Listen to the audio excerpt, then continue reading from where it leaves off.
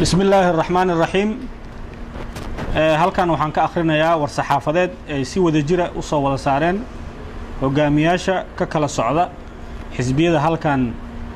fadhiya maantay oo kala ah xisbiga Daljir, xisbiga Wadajir, xisbiga Kulan iyo madasha Horusocod oo maanta runtii shir halkan uu soo gabagaboobay. madaxda iyo xubnaha xisbiyada Wadajir, Daljir, Kulan iyo madasha Horusocod kulan wada tashi ah oo ay isugu yimaadeen kadib waxay soo saareen war saxaafadeedkan xilli dalka Soomaaliya uu isku diyaarinayo qaadashada nidaamka xisbiyada badan laguna waday in dalka ay ka dhacdo sanadka 2020 doorasho qof iyo cod ah waxa ayaan darro ah in hogaanka dalku si lama filaan ah uu weerar dhiig badan ku daatay uu qaaday xarunta xisbiga Wadajir ee magaalada Muqdisho. weerarkaas oo uu ku dhashay khasaare isugu jira dhimasho, dhaawac iyo burbur hantiyeed. weerarkaasi wuxuu ahaa faldambiyeed ka horjeeda shuruucda iyo dastuurka dalka kaasoo halis ku ah hanaanka siyaasadeed iyo dimuqraadiyadda dalka lagu waday inay ka hana qaado. wuxuuna dhaawac ku yahay hanaanka dawladnimo ee ku salaysan axsaabta badan ee salka ku haya kala aragti duwanaansho arrimaha siyaasadda dalka, annagoo dhanka kalena u aragna in xadgudub cad uu ku yahay xuquuqda, xurriyadda iyo karaamada muwaadiniinta, xurmada hoygooda. faldambiyeedkaas oo ay geysatay hay-adda fulinta dowladda federaalka Soomaaliya ee loo igmaday ilaalinta shuruucda iyo dastuurka dalka u degsan, ilaalinta nolosha muwaadiniinta iyo karaamadooda. sidaas awgeed annagoo wakiil ka ah xisbiyada sare ku xusan xubnahooda iyo taageerayaashoodaba, kow waxaan halkan tacsi uga diraynaa eheladii iyo asxaabtii dadkooda lagu xasuuqay weerarkii naxariis darrada ahaa ee lagu qaaday hoyga xarunta xisbiga Wadajir ee magaalada Muqdisho. labo waxaan sidoo kale cambaaraynaynaa weerarkii qaawanaa ee lagu qaaday hoyga Cabdiraxmaan Cabdishakuur Warsame oo ah hogaamiyaha xisbiga Wadajir 17 bishii 12aad 2017 abaarihii 12 saqdi dhexe ee habeenimo. saddex waxaan sidoo kale dhaleecaynaynaa xabsigii sharci darrada ahaa ee loo geystay mudane Cabdiraxmaan Cabdishakuur Warsame, handadaadii, magacdilkii iyo cagajuglayntii isugu jirtay ee uu xir ilaaliyaha ku sameeyey xildhibaanada, siyaasiyiinta iyo warbaahinta xorta ah. afar waxaan uga digaynaa madaxweynaha iyo ra'iisul wasaaraha inay u adeegsadaan ciidamada qalabka sida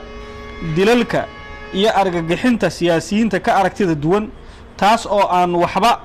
ka sokayn midka ay qabaan argagixisada al-shabaab, isla markaana wiiqaysa kalsoonida shacabka iyo siyaasiyiinta ku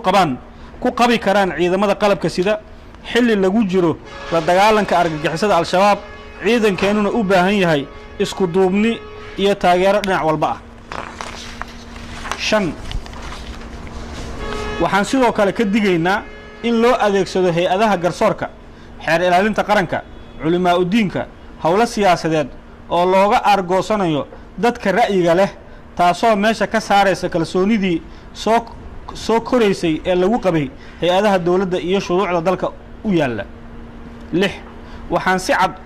uga soo horjeednaa in xafiiska xeer ilaalinta loo adeegsado dana siyaasadeed sida sharaf dilka xildhibaanada ka aragti duwan madaxda dalka iyo hanaankii sharciga baalmarsanaa ee uu xeer ilaaliyuhu u maray eedaynta xildhibaano qaran oo shaqadoodii dastuuriga ahayd gudanaya. toddobo haddaba innagoo aaminsan in dalkeennu u baahan yahay wadajirka, midnimada iyo taabagelinta dowladnimada ku dhisan ilaalinta dastuurka, saraynta sharciga iyo hirgelinta dimuqraadiyadda, waxaanu ku baaqaynaa sida soo socota. kow in madaxweynuhu waajibkii uu u dhaartay ee ahaa ilaalinta midnimada iyo dastuurka dalkeenna ay khilaafsan yihiin dhacdooyinkii aan kor ku soo xusnay oo abaabulkeeda laga soo qorsheeyey madaxtooyada, loogana baahan yahay inuu guto waajibaadkiisa si hufan asagoo maanka ku haya inuu jiro isla xisaabtan dhab ah. labo in si dhaqso ah sharciga loo hor keeno madaxdii bixisay amarkii iyo ciddii fulisay weerarkaas sharci darrada ah ee lagu xasuuqay muwaadiniin aan waxba galabsan, laguna dhaawacay kuwa kale, laguna beegsaday dad siyaasiyiin ah. saddex in guddi madax bannaan loo saaro oo soo baara dhacdadii 17 bisha 12 2017 ka dhacday magaalada Muqdisho sida wax u dhaceen iyo cidda bixisay amarka duulaanka. shan in gudoomiyaha golaha shacabku uu jawaab degdeg ah ka bixiyo sharaf dilkii oo xeer ilaaliyaha u geystay laba xildhibaan oo ka mid ah golaha shacabka taasoo ka dhigan weerar kale oo lagu soo qaaday golayaasha sharci dirjinta qaranka. toddobo waxaan uga digaynaa madaxda Villa Soomaaliya in dalka ay geliyaan xasilooni darri siyaasadeed iyo mid amni lana aamino mabda ah in wadada kaliya ee lagu xallin karo kala aragti duwanaanshaha siyaasadeedna ay tahay wada hadal iyo isqancin ku qotonta isqadarin iyo isku dulqaadasho. sideed waxaan sidoo kale ku boorinaynaa qaar ka mid ah culimada iyo waxgarad kaleba in ay ka waantoobaan hadallada gafka ah ee lagu beegsanayo xildhibaanada iyo siyaasiyiinta ogaadaanna in faldambeedyada lagu beegsaday dad siyaasiyiin ah ay mas'uuliyaddeeda qayb ka leeyihiin sharcigana lala tiigsan doono. gabagabadii waxaan bogaadinaynaa isla markaana u mahadcelinaynaa odayaasha dhaqanka Soomaaliyeed gaar ahaan kuwa Muqdisho dadaalka ay u galeen xakamaynta xaaladda iyo dejinta xasaradii jirtay maalmihii la soo dhaafay ayadoo aan ugu baaqayno beesha caalamka iyo AMISOM in aysan indhaha ka fiirsan qalalaasaha ulakaca ee madaxda Villa Soomaaliya ay ku duminayaan dadaalkii dheeraa ee loo soo maray geedi socodka dhismaha nabadda iyo dawladnimada Soomaaliya. hogaamiyaasha xisbiyadani waxay si gaar ah ugu mahadcelinayaan madaxda dowlad goboleedyada iyo shacabka Soomaaliyeed meel ay joogaanba ee ka dhiidhiyay weerarkii bahalnimada ahaa xabsigii sharci darrada ahaa ku tagrifalka awoodda dawladda dagaalkii dimuqraadiyadda lagu soo qaaday iyo isku daygii caburinta siyaasiyiinta dalka ku sugan. ugu dambeyntii waxaan halkan ka cadaynaynaa inaan u taagannahay ilaalinta dawladnimada dimuqraadiyadda isla xisaabtanka dastuurka iyo shuruucda dalka u yaala iyo la dagaalanka argagixisada. dhammaad Muqdisho 22 December 2017. Allah mahadle. marka hore waxaan u tacsiyeynaa runtii dadkii lagu laayay ama lagu xasuuqay weerarkii ka dhacay magaalada Muqdisho 17 bishan December abaar 12 saqda dhexe dadkaasi waxay ku sugnaayeen xarunta xisbiga Wadajir sidaas la mid ayaan uga tacsiyeynaa mas'uuliyiinta ama madaxda xisbiga Wadajir si guudna waxaan uga tacsiyeynaa ummadda Soomaaliyeed waxaa kaloo u tacsiyeynaa oo si guud ugu tacsiyeynaa ummadda Soomaaliyeed wana tacsiyeynaya xadgudubkii lagu sameeyay dastuurka dalka iyo shuruucda kale dalka runtii waxay ahayd xadgudubkaasi mid aan ka yarayn yani ama aan kaba miisaan culusaan dhihi karaa xadgudubyo dalka ka dhacay muddooyinkii la soo dhaafay waa sax runtii dadaan naga dhintay laakiin iyana waa xadgudub aad u weyn in dastuurkii dalka iyo shuruucdii kale dalka lagu xadgudbo laakiin waxaa haddana iyaduna kasii naxdin badan oo kasii argagax badanba in madaxdii dalka ay ku xadgudubto waxaan ogsoonnahay madaxda Villa Soomaaliya waxaa lagu doortay oo sharciyada ay haystaan lagu siiyey waa dastuurka dalka iyo shuruucda kale dalka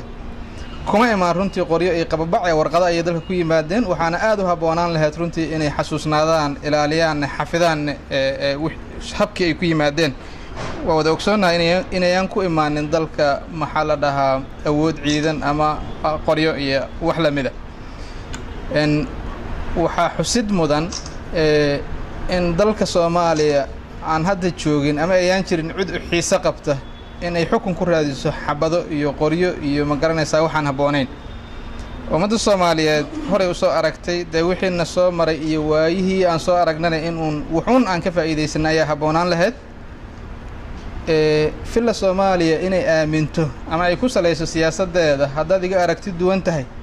waxaad astaahishaa in lagu dilo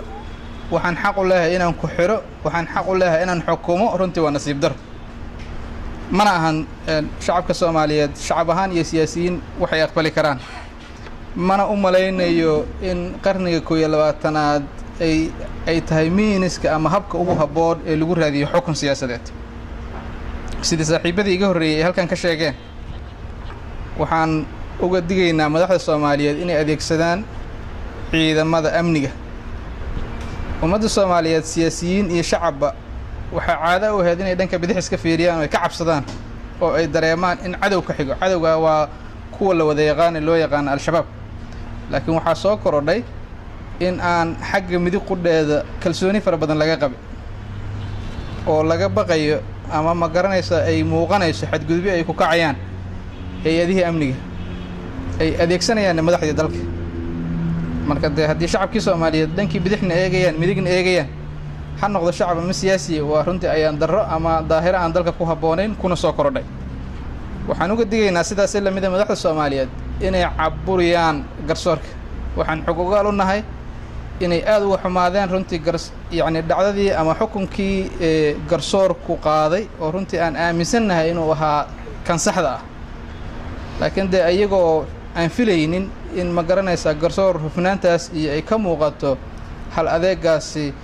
kolkii ay arkeen waxaan la soconnaa inay dhaqdhaqaaqyo ay ka wadaan garsoorka dhexdiisa ama ay aad u caburinayaan garsoorka weliba dadka qaarkii aad loo handadayo laguna cadaadinayo in fila Soomaaliya aragtideeda siyaasadeed lagu dabaqo garsoorka sinaba suurtagal kuma ahan in ay isticmaasho madaxdu hay'adaha amniga oo si qaldan u isticmaasho waxaan sax ahayn sidaas la mid ah inay hay'adaha garsoorka ay ku caburiso inay aragtidooda siyaasadeed ama hadafkooda siyaasadeed ay fuliyaan ama meel mariyaan haddaynu nahay xildhibaanada dawladda federaalka Soomaaliya iyo siyaasiyiinta kaleba waxaa naga go'an shacabka aan matalno inaan ku hadalno codkooda waxaa naga go'an inaan sii joogtayno laabnana la xisaabtanka xukuumadda waxaan ugu baaqaynaa mar kale in la wada ilaaliyo shuruucda dalka xasiloonida dalka sinaba suurtagal ku noqon mayso in fila Soomaaliya 3 qofood fadhiistaan oo ay dhahaan aragtida saxda ee ugu habboon dalka in lagu maamulo annaga ayaa hayna ciddii aragti kala qabtana waa in la xidhaa la dilaa ma garanaysaa la xukuma waxaan aaminsanahay 3 qofood ee sida aaminsan haddaynan ugu xog ogaalnimo yarayn xaaladda siyaasadeed ama tan amniga dalka Soomaaliya ka jirta ma ahan dadka ugu xog ogaalsan saxna ma aha suurtagalna ma aha inay dhahaan annaga unbaa naqaan dalkan dawadiisa annaga hana loo daayo waa mahadsantihiin ay ka soo saareen dhacdooyinkii labada ahaa ee isbuucii la soo dhaafay qaarkoodna weli taagan yihiin isbuucii la soo dhaafay dhacay ee isugu jiray weerarkii xarunta xisbiga wadajir ee dadka badan lagu dilay lagu dhaawacay siyaasiga Cabdiraxmaan Cabdishakuur welina dulmigiisii iyo maxkamadihii iyo wixii iyo qaabkii qaabdarrada loo xirana ay weli jirto waxaan rabaa iyo arrintii kale oo labada xildhibaan ku saabsanayd ee sharaf dilka ahayd ee xeer ilaaliyuhu uu ku beegsanayay asagoo siyaasadaynaya ajande garsoorka Soomaaliya ka baxsanna ku shaqaynaya uu ku beegsanayay dadka siyaasiyiinta ka aragtida duwan madaxda dalka waxa igu soo dhacday sheeko yar oo rabaa inaan halkan ka sheego geed shir iyadoo la fadhiyo Soomaalida waa iska sheeko badan tahay geed shir iyadoo la fadhiyo oo xaaje loo fadhiyo ayaa nin dadkii meesha fadhiyay ka mid ah inta buraashinta booday ayuu buraashadiisii qaatay wuxuuna yiri duurkii waa naga tagay markuu xoogaa yar uu dhaqaaqay dabayl ayaa hoos ka gashay macawisna waa watay madaxay u saartay odayaashii meesha ka fadhiyay ka mid ahaa wuxuu weydiiyey war ma duurkii baa la gaaray xilliguna waa barqadii odaygii meesha u weynaa baa yidhi duhur ma dhowee oo barqaa la joogaaye waxaa idmadanayd odayga dabadiisa in la arko marka falkii weerarka ahaa ee xarunta